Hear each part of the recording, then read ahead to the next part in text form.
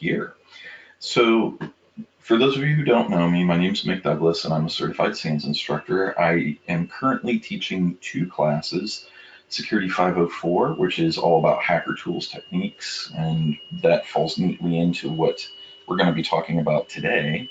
And then the other one I teach is Security 555, which is all about using your SIM and doing data analysis to find what the bad guys are doing. And believe it or not, that actually falls into today as well, because if you know what the bad guys are doing, if you know how they're abusing their systems, you have a better chance of detecting them. When I'm not doing things for SANS, like gallivanting all over the world and doing webcasts such as these, I'm the managing partner at InfoSec Innovations, a boutique security consultancy. Be sure to check us out, and feel free to reach me at Better Safety Net. Again, especially for those of you who are going to be watching this webcast after the recorded version, I'd love to hear any questions that you may have. So as I mentioned, there's a couple classes that I'm teaching. In just next week, I'll be in Tokyo, and then the week after that, I will be in London. So it's easy to get your frequent flyer mileage when you're working for SANS. I'm also going to be teaching several incident handling classes for SANS, literally all over the world. I hope that you guys get a chance to join the party and have fun, and I'd love to meet you. It's one of the things I love most about SANS is getting to meet new folks and teach them the ropes. So I wanted to give some shout outs to folks who have been really instrumental in this particular talk. Big shout out to a buddy of mine, Adam Crompton. He's just a ninja. He works over at InGuardians. I love his work. Josh Johnson is a defensive PowerShell type guy. And today I'm going to be talking a lot about a series of tools by Will Schroeder, who many of you know as Harmjoy. So before we get started and go too far into things, we need to talk what our definitions are. So privilege escalation is some sort of an exploit where you're not actually dropping malware or doing some sort of like attack code. Really what you're doing with a privilege escalation is you are leveraging some unknown or unpatched vulnerability on a system, and you are using the system against itself. And that's the key differentiator. You're not actually dropping an exploit. You're using the system against itself. For those of you who have heard the term living off the land, this is absolutely one of the components of living off the land. Now, what I'm going to walk through is a couple different ways that this is done and some ways that you could maybe bypass different detections by doing things in a semi-manual way. Now, I know this sounds weird to be talking about things in a manual way, but next webcast, which is happening in just 2 days, I'm going to be talking a lot about automation. So what I want to do is kind of slow things down and help you understand what these particular attacks are doing, how they work, and why they work. So this is for folks that are just getting started on penetration testing or attacking, or if you're a manager and you're not familiar with how attackers actually attack. A lot of people think hacking equals exploit use. You download some attack tool, you download some attack framework, you run that executable or you run that script, and then you attack the machine with that component. And while that's true for many tools like worms or botnets or other attacks of that manner, that's not actually what most attackers are doing. They're going with privilege escalation. And the reason they're doing it is that it's so much easier. What you're doing with privilege escalation is you're taking advantage of configuration mistakes. You're taking advantage of services that are set up incorrectly that have some sort of interaction that maybe allows an attacker to bypass something. You're taking advantage of saved credentials. You're basically leveraging the OS in a way that the defender doesn't know that you can leverage it. And so I like to think of it like this. That's a fine gate, and it works as long as there's something else to support that gate. And when you have a privilege escalation attack, literally all you're doing is using some other means of bypassing the security controls. And believe it or not, the reason I picked this, it's not just a funny picture, which it kind of is, but it actually is a good representation of just how easy some of these attacks are. And the demo that I'm going to start off with today is actually quite anticlimactic. Some of you have probably already seen this sort of demo done, but it bears repeating on just how easy these sorts of attacks can be. So how do we do these attacks? Why do I find them easy? What's going on here? So the privilege escalation process is actually relatively simple. There's some people that try to make it more complicated than it is, but it's really a simple process. The first step is you need to find a flaw, and the good news is there are many helper tools out there right now that will actually find the flaw for you in an automated fashion. Spoiler, we'll talk more about those in the upcoming webinar on using PowerShell for automation. But there's other resources out there that allow you to see what the different types of flaws that are out there. Then you exploit the flaw. You somehow leverage that misconfiguration. You leverage that improper setting to become a local administrator, in this case, because we're talking Windows. And then you use your new powers. Now, one thing I want to be very clear on is that we're going to be focusing exclusively on Windows because this is about Windows and PowerShell. But don't think for a moment that this isn't a problem in other operating systems. Getting root on a Linux machine can be just as easy as the techniques that we're going to be highlighting over the next couple minutes. So one thing that I want to talk about before we actually get into the demo is, again, you want to get caught. You want to let clients know where they succeed and fail. And so what you're going to want to do is say, like, hey, we ran a known attack. This known attack was caught, so the defense was a success. And we actually need to start as an industry doing a better job of highlighting when the defenders are doing a good job. I don't know any pen testers that are paid by the finding. Instead, what we need to do is start highlighting where the defense is doing a good job. Otherwise, we're going to demoralize them. And the other thing is, if you don't highlight where their defense is working, they may move away from that. And this is a perfect story I have of this. Is years ago, I was working with a client, and they had a really good configuration setup, and one of the endpoint agents that would always stop us did a great job. And to my discredit, I will own this mistake. We didn't give them credit for that, and at a certain point they pivoted to a different agent, and the reason they did was for significant cost savings, and they just started getting crushed on the next pen tests. And we asked them what had changed, and they had removed this thing that was working really well for them. So let them know what's working, please. All right, so this is a thing on PowerShell for pen testers. So we got to start talking about using PowerShell for these sorts of attacks. There's a variety of reasons that we use PowerShell for local privilege escalation attacks and remote privilege escalation attacks, mainly because it's available on all Windows systems.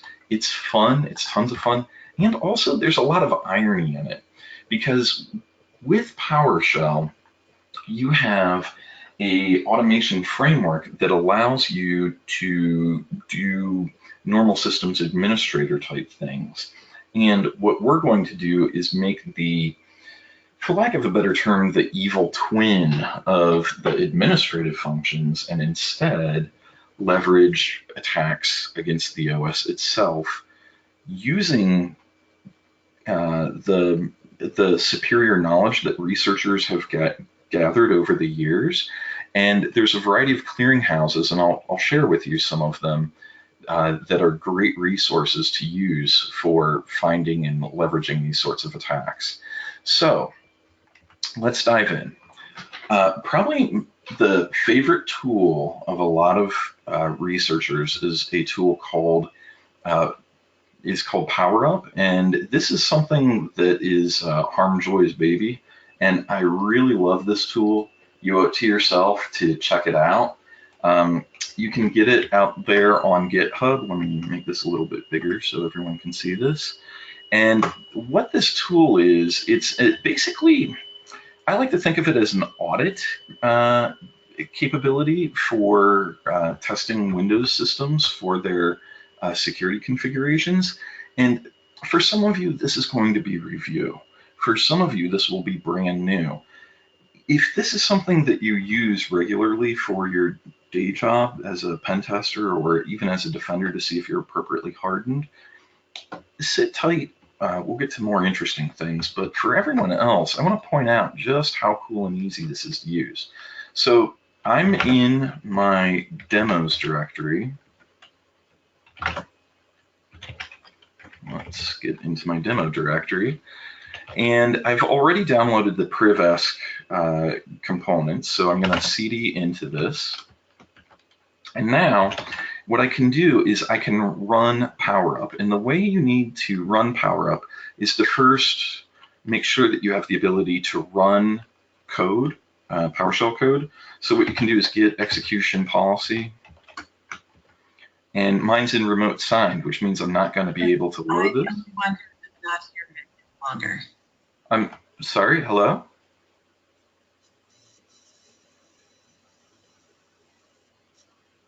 Okay. Jason, do you hear Mick? Yeah, I hear Mick. Okay, cool. All right, well, I hear that there might be some audio issues. We'll keep rolling. Hopefully this works. If this doesn't, we'll just do another take and upload that other take. So you'll note here that I've got my execution policy in remote signed, which means if I try to do something like import module on this PowerUp, it's not going to run. Or, oh, it did, hold on a second, that was a demo fail. That's because that's a remote signed code. If my execution policy was in restricted, so let me set execution policy. Let's close this out for just a second.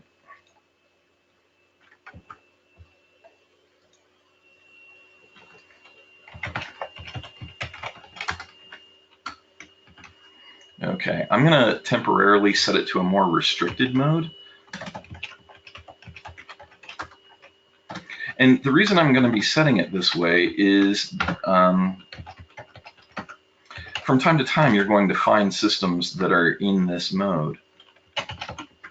And now what I need to do is invoke PowerShell with this bypass. This EP stands for execution policy. When I set it to bypass mode, I now can get execution policy. And I'm now in bypass. And now I can import any script, even though regardless of whether it's remote signed or not. So now I'm in the PrivEsc directory, and this is the shame and sorrow of how easy it is to run this particular tool. So what you can do is simply import module,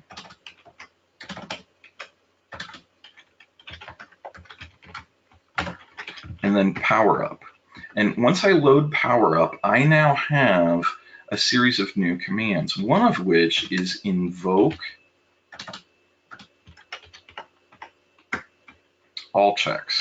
And what this invoke all checks is going to do is look through all the vulnerabilities that this machine has in terms of misconfigured settings.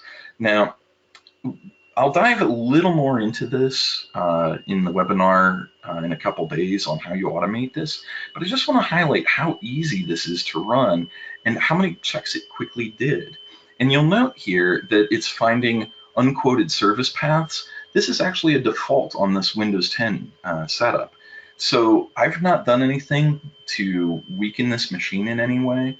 It checks through a variety of different things, including DLL hijacks, and in this case, even auto logon credentials that are in the registry. For those of you who are familiar with some of the Metasploit modules that do this, this is the equivalent of doing this if you have some kind of PowerShell access directly to the machine. And so now, the reason that you're seeing this particular username and password is I downloaded one of the free VMs from Microsoft's IE testing site. They have free VMs that you can use for 90 days as a test, and I encourage you to do that because it allows you to replicate and make a good testing system. So honestly, earlier I said that this would be a little bit of an anticlimax. I wasn't kidding. You'll see that I now have the ability to grab users and even do a variety of other attacks. In this case, what we can do is you'll see that it has found that there's flaws in how this particular service, in this case, in this particular path. I can now do this write hijack DLL, which allows me to actually generate a DLL. So let me show you what's going on here. In this machine, let me start another PowerShell prompt.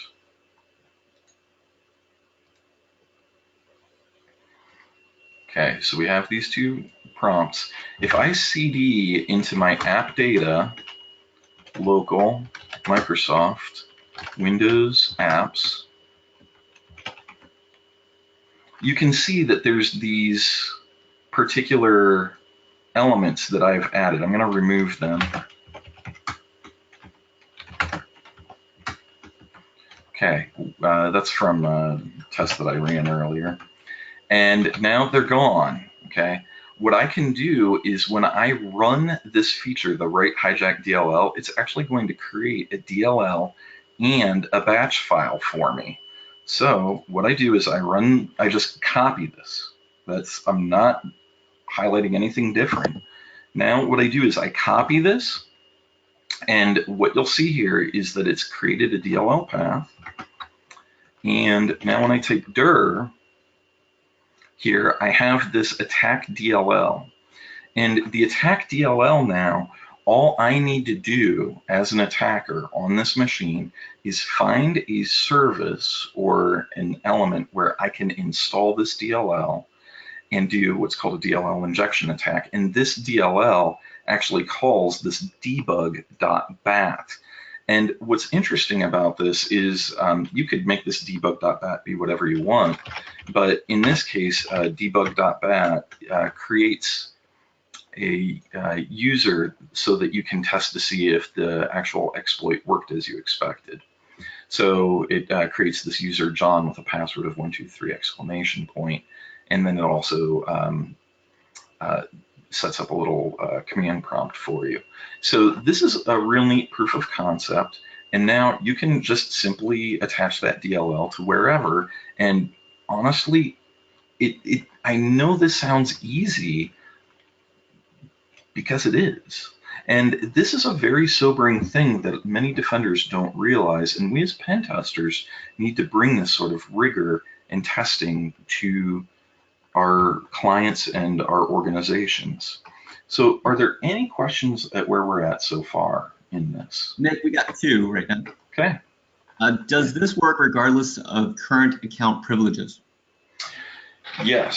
So the question is, unfortunately, yes, it does. What the whole point of this tool is, as long as you have the ability to execute PowerShell, as long as you have the ability to download or get that PowerShell script, the PowerUp script, you are able to run the attack.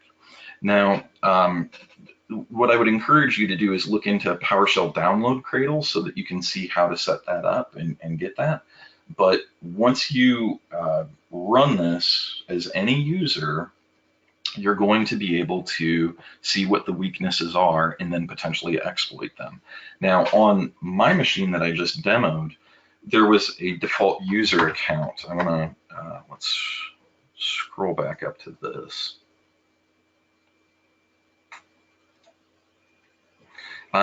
On this machine, you'll see that there's this auto login credentials.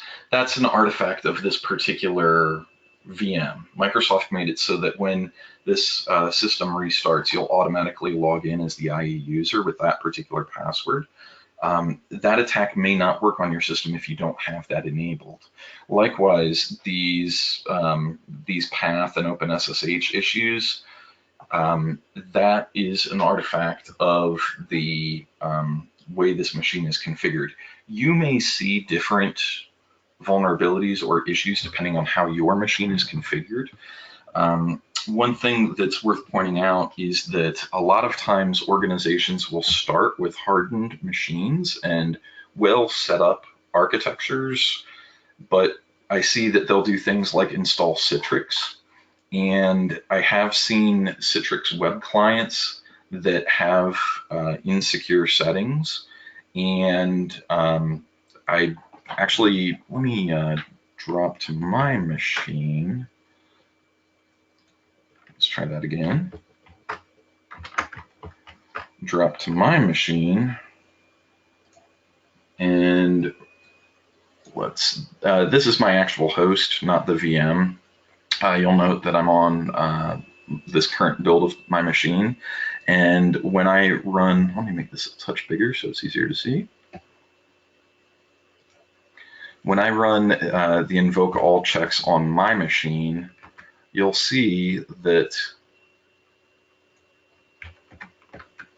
there we go. You'll see that there's different vulnerabilities and different service issues. And that's just because I was testing around with this machine. And in this case, you can see that there's some potential issues with the way that the Citrix client is set up. Now, it's possible that there may be defensive controls on a machine that prevents this from working. I'm not going to actually be able to exploit my host because I'm doing some stuff on my host that would prevent this attack from an attacker from leveraging this. But I guess the moral of the story is you need to run this tool on your machines, and unfortunately, you need to run this tool on your machine on a fairly regular basis, or tools like this, because these sorts of attacks really leverage more on a problem that some researchers call config drift. And what that is oftentimes a gold image when it's first built will be very hardy and resilient to attacks. But over time, as business units will make different use cases, install different software, the configuration on the system changes such that the attacks that they once were resilient to are very problematic. So I hope that answers that question. And you said there were two. Is there another question? There's about 14 now, but what I'll do is... Oh no. Okay. Try and pick a few, and then we may this may be more of a Q&A session. Yeah. So does this tool not trigger AV endpoint protection tools? Outstanding question. And the answer is it totally depends on the setup and how the machine is configured. If the machine is set up to do PowerShell script block logging, this is detectable. However, if you'll note, let me go to, let's go to my VM. I have not gimmicked with this in any way, and I actually have not altered any of the security features. So if we go to the large icons and go to the, all right, let's even do it this way. Let's go to the Windows security scanner. Like, I haven't done anything interesting, like at all. And what you can do is actually do a scan, and this totally does not get caught. At least I've not seen it get caught yet. And then even if it does get caught, really the way around this is quite trivial, because what it's looking for is usually interesting, like, signatures. And there are so many different ways within PowerShell to bypass the detections that it really, look, you know, it's just not even fair. It's very easy to bypass, and then here you can see it didn't catch it at all with Windows Defender, which is what a lot of organizations use or home users will use. So you can test with other AVs. I'll be honest, there's a couple that are a little bit better. I've seen, like, for instance, Kaspersky will catch this, but evading Kaspersky is very doable. If you want to play around with that, that's a touch beyond the scope of this. What we may do is a webinar on evading detection controls using things like invoke, obfuscation, and other API calls that allow you to do that. So I hope that answered that question. You said that there were 14 others. Are there some that are like need to be answered right now, or how do you want to handle these, Jason? I would say one, for everyone listening, there is a high-pitched noise from time to time. Yeah, I'm sorry about that. And then I've had a few questions about CrowdStrike, so I'm just going to ask a general, it seems like CrowdStrike ought to detect this. Yes. So there's a lot of endpoint detection and response frameworks. And I'll put a little asterisk there. These tools are good tools. They're worth having. They're worth checking out. The problem is that they have basically two modes of detection. They have a signature mode where they're looking for, known bad, and then they have more of a heuristic detection where they're looking for particular oddities within invocation of elements.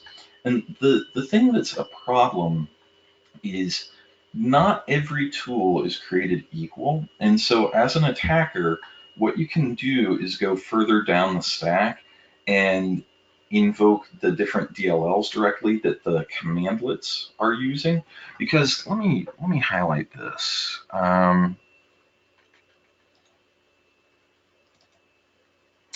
In my demo directory here, I've got this PowerUp exploit that's running. And you can see that all this is actually doing is making different API calls, okay? And so what you need to do as an attacker, if you're getting caught by these sorts of tools, is find what's getting caught, and when you get caught, find out what the particular API call that's being made and see if you can interact with it in another way. And if there's interest in this, I could do a whole separate webinar on this. I'll be honest, it's a very tedious process and it doesn't always work, but when it does, it's pretty dynamite.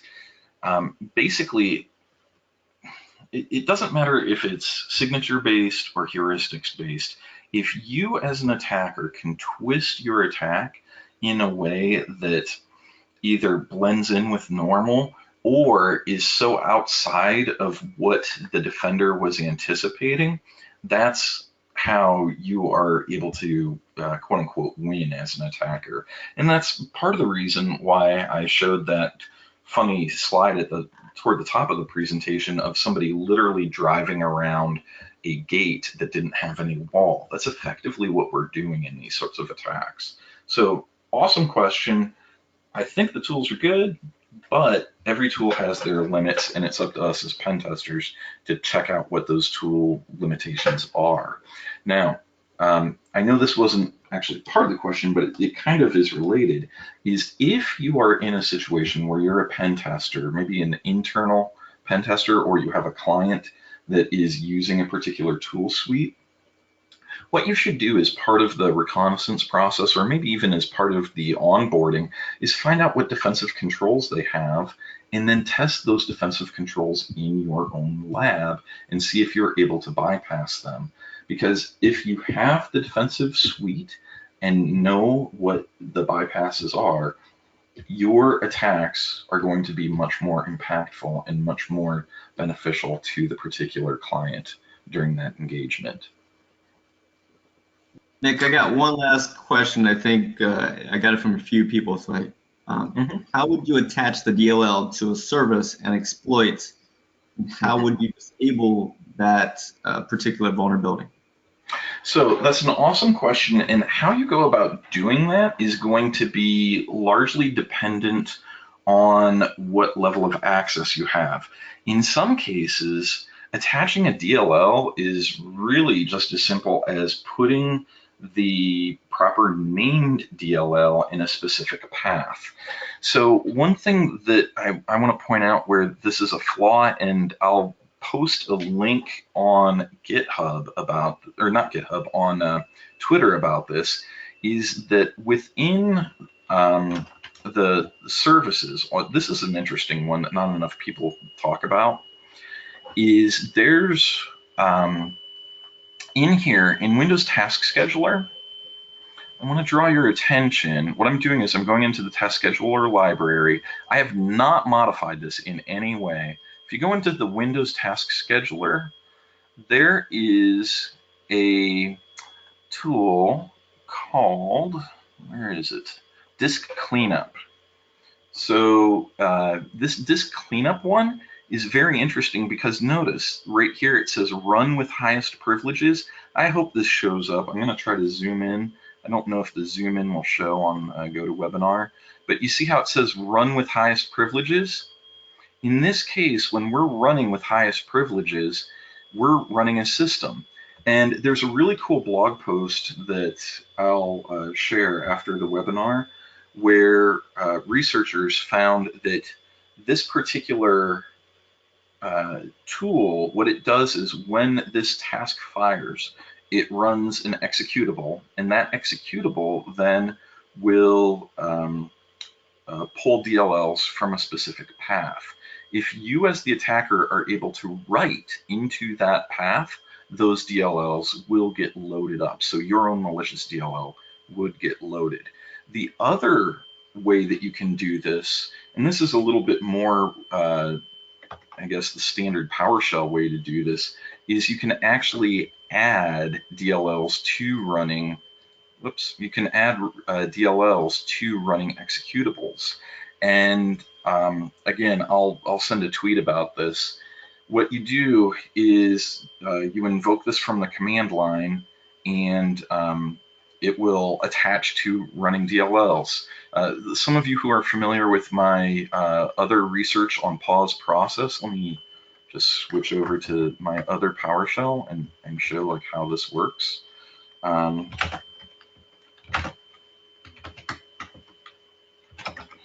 If I go into this, my suspect file, you can see that, where's this at?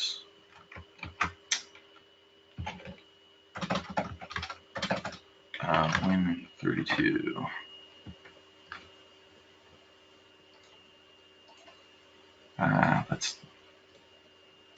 That's not it. Hold on a second. I'm in the wrong workshop.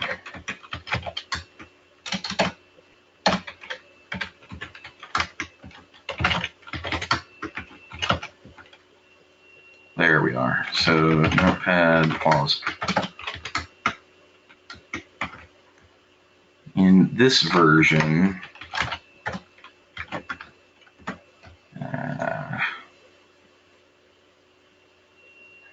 what you're doing here is you're adding DLLs.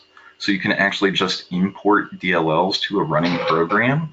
And this is done via the register native method. And in this case, for pause process, I'm invoking a component within the Windows kernel itself. But you can leverage this as an attacker by attaching any DLL to any other program as long as you have permissions to do that. Now, typically this requires that you have debug permissions on a particular application to do this method that I'm showing. But one of the things that I find surprisingly is that many organizations have misconfigurations for a wide variety of reasons. I like to blame Stack Overflow a lot for these sorts of issues. And I don't think it's like malicious per se, but it is often when you see people saying, hey, I'm having a particular permissions issue when I've installed some software, they will give you a command option that will run, and it degrades the security on your system by granting debug privileges or other levels of access that have unintended consequences that you probably don't want, and that is an issue. So when this is a viable option as an attacker, you can either download a remote DLL of your choosing, or you can run a local DLL that is on that particular host. And as we should be all aware, but it bears repeating, the whole point of DLLs is they extend a running application by adding modular code to an existing app.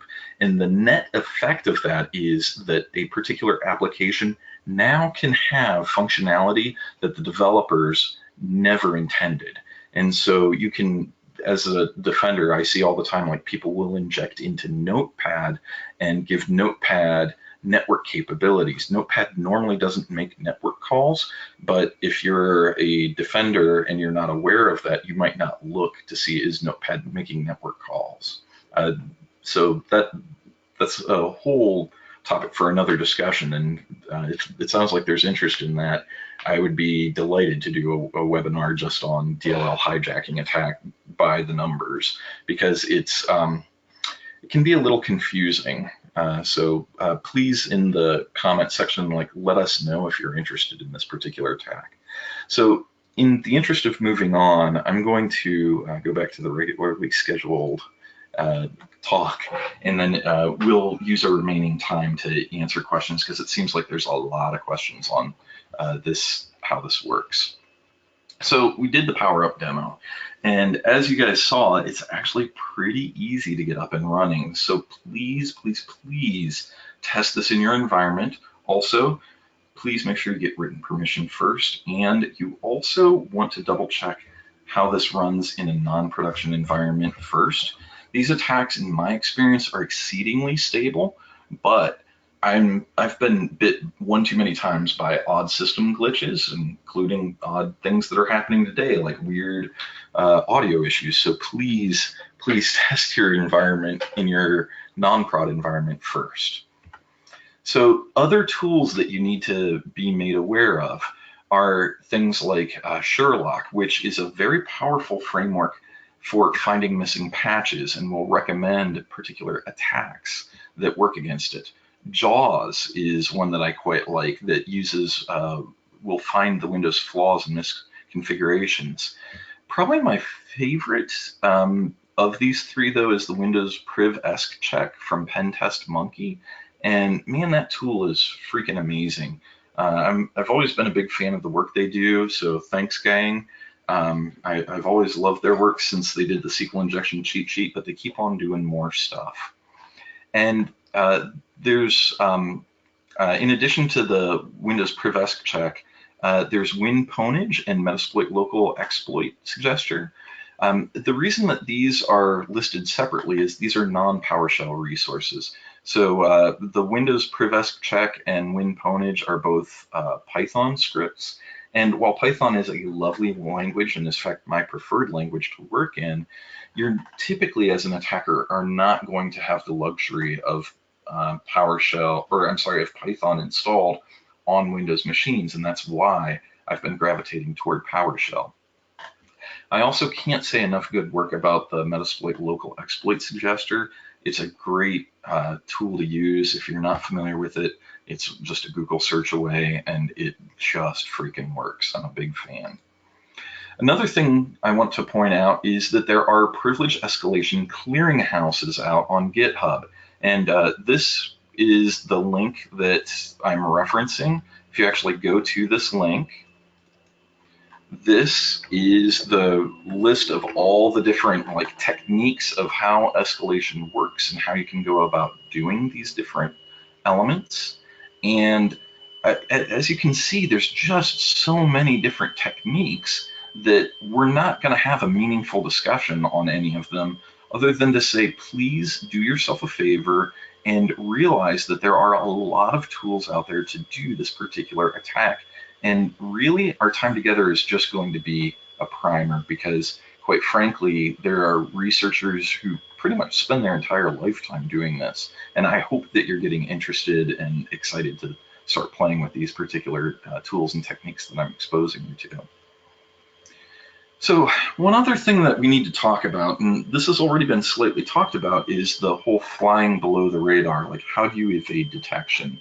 And all too often, many attackers make it sound like what they're doing when they're flying below the radar is super advanced and stealthy, and that's why I've got all these like crazy graphs, like, you know, I don't know flight stuff or radar. This seems a little bit like Greek to me, which is probably how a lot of my family thinks when I'm talking about computer stuff.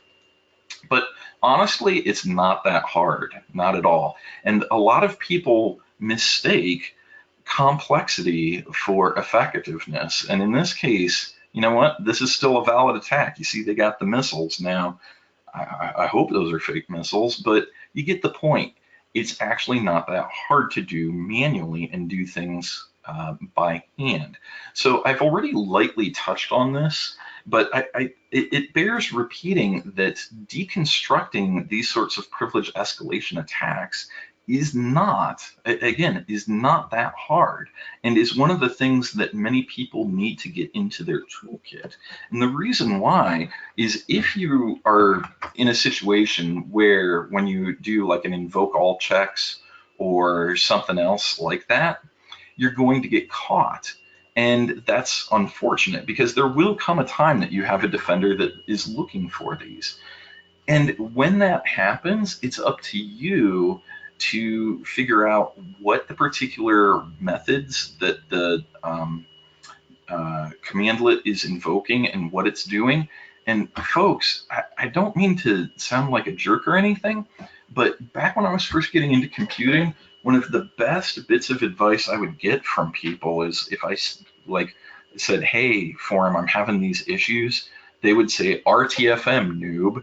And while I don't agree with, you know, the attitude on it, there is a certain correctness in here, in that it's up to us as attackers to actually know what our code does, and then actually start interacting with them and start playing with this to see if we can manually start making these API calls. Because remember, even though we're doing things, you know, typically from, let's say we're going after services and we're interacting with the services manually via the MMC, you can also do that from the command line and from within PowerShell, doing things like get service. And in this case, I'm going to do like get service name. Let's see if my call. Okay, it's in the other prompt. So what I could do is do like get service name, get service dash name, and going back up, I think it was the OpenSSHD that was the vulnerable SSHD. Yep. And so then what you can do is get service unquoted, and then it will hopefully, yep, you can see like here's the actual potential exploit, the exploitability that you have. And so if this gets detected, because sometimes people will only detect the invoke all checks, but something as simple as this will bypass, and I hate to say it, it is sometimes that easy, but sometimes this gets caught. All I need to do then is look through get service. So I'm doing my search for get service unquoted, and now I can look in this. I'm going to have to change the font to make this a little bit easier to read. Hopefully this format's a little bit better, and it didn't. That's rough. But what you can do is actually look at the source code and see that how that get service is actually run, the get service unquoted, and then you can manually check for it yourself. It's honestly, in some cases, this is a little bit anticlimactic. So I hope that you realize that doing these sorts of attacks is actually not that tough. It's just you have to be willing when you get caught, which I hope you do. Getting back to the whole getting caught thing, I hope you get caught. And then when you get caught, start altering the attack a little bit to find out where that clipping threshold is. And as I said just a few moments ago, sometimes all you have to do is this, because defenders are unfortunately in a situation where they have to know what to look for, and sometimes they take the cheat sheet approach and they simply are just looking for a particular commandlet or a particular command line invocation, and bypassing those sorts of detections unfortunately is all too easy. So any questions in our remaining time? Yeah, Mick, I got a question from a little earlier, but I think it still applies. It's from Kent. He says he would like to know if use of SRPs, software restriction policies, and or app blocker would greatly minimize these types of runnable files. Our SRPs are configured by path. Also, our users are standard users. Is this, yeah, so that's the question. Yeah, so that's actually awesome. So yes, software restriction policies or app blocker are great. That can somewhat help. The other thing that we need to start doing better as an industry is using a component called just enough administration, which limits the capability of administrators by organizational unit. There's a buddy of mine who I think is really kind of bleeding edge on what he does from endpoint hardening. And if you are a tech, meaning you're just like a regular user at his organization, one of the things that they've done is the local administrator account is severely restricted through just enough administration. And so when you get a generic, quote unquote, generic admin as the attacker, if I'm doing a normal attack campaign, usually I wouldn't detect this or check for this. About a week ago, I did a Twitter poll, and not many people are running into just enough administration.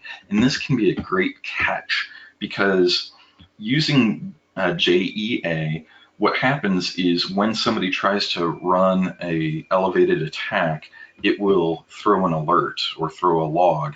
And that's something that is very easy to detect. And so what you do is you create different admin type roles that have been restricted through JEA. And if the attacker doesn't know to use those purpose-built admin accounts, they're going to generate a ton of alarms. Now, can the attacker see that? Yes, they can. But the chances that they even look for that are somewhat low because they're not expecting it. That was a great question. Thanks. Any other questions? Yeah, keep them rolling in the time we have left. One comment for me, and I wanted to get your feedback on it. Some of the questions that have been coming in today are very blue team or defense oriented. So my question is there a way for defenders to get more up on things that you're talking about so that they can better defend against this? Well, so shameless plug for SANS 555 and SANS 511. Those are great ways to quickly skill up. But if you're not able to attend or you can't wait, one of the things that you should start doing as a blue teamer is start listening to what the red teamers are talking about.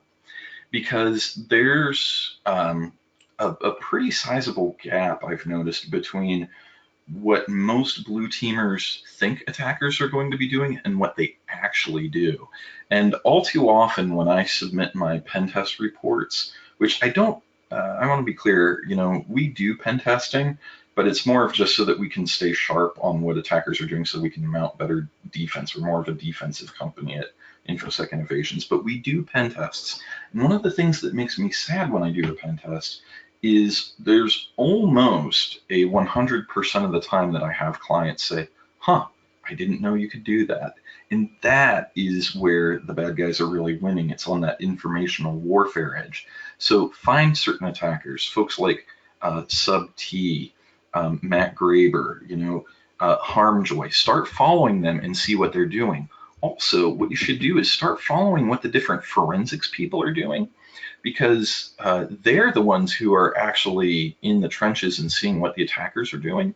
And if you can see what the attackers are doing, like hearing what the forensics people are talking about, what they're seeing in the wild, and what pen testers are talking about the next new attack, the fun thing, you're going to be in a better space. And the tooling in most cases is actually built now for making you having an easier job of building adequate detects based off of that. So 2 people asked for the GitHub link that you showed earlier. Yep, let me post that up, and I'll tweet it here, but this is the GitHub. Okay. So this is a list of, and I'll be honest, some of these privilege escalation techniques are quite old, and don't let that fool you. I've seen organizations that will harden a machine appropriately, and then maybe a vendor comes in and they have to degrade the security, or what'll happen is a machine will be set up, and then due to backward compatibility requirements for some legacy system, we will see that a machine has to have their security stance lowered in order to interact with the domain.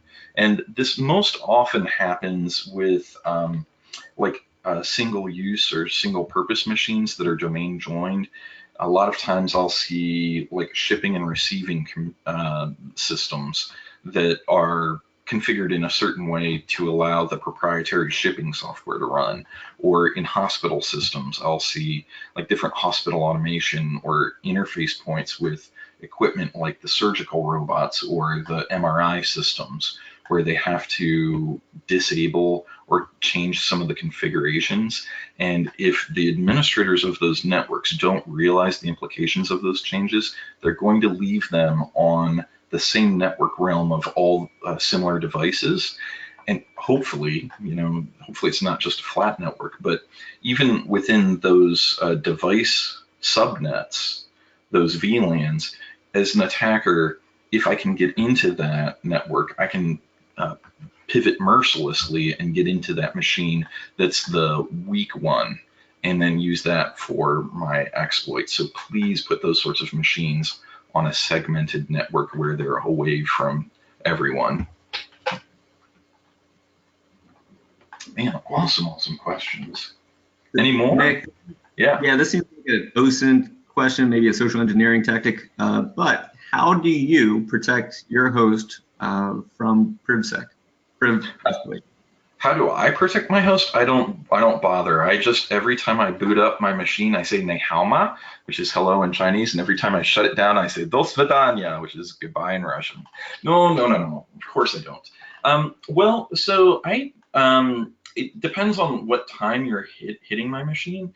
The machine that I'm actually presenting on is my SANS system that I use for teaching, and so I will alter the configs on a fairly routine basis. What I use now is a component within Windows 10 called DSC, that's Desired State Config, and you can think of it kind of like Ansible or Chef or Puppet or Kubernetes, sort of like Kubernetes for your own Windows system, and it allows you to very rapidly configure and harden your host. And I have a series of scripts. It sounds like there's an interest in this. I'll start publishing those out on GitHub as time permits, which everybody should be laughing now because you know my travel schedule. But I'd like to start seeing more hardened ones out there. And then I will test different endpoint agents to see how they go. So that's largely how I protect against these sorts of privilege escalation attacks. Then Mick, my final question is a little selfish. You and I have been working on a new pen test poster that will be in Homes in December. I'm glad you mentioned this one. It's so fun. Yeah, so go ahead, ask your question.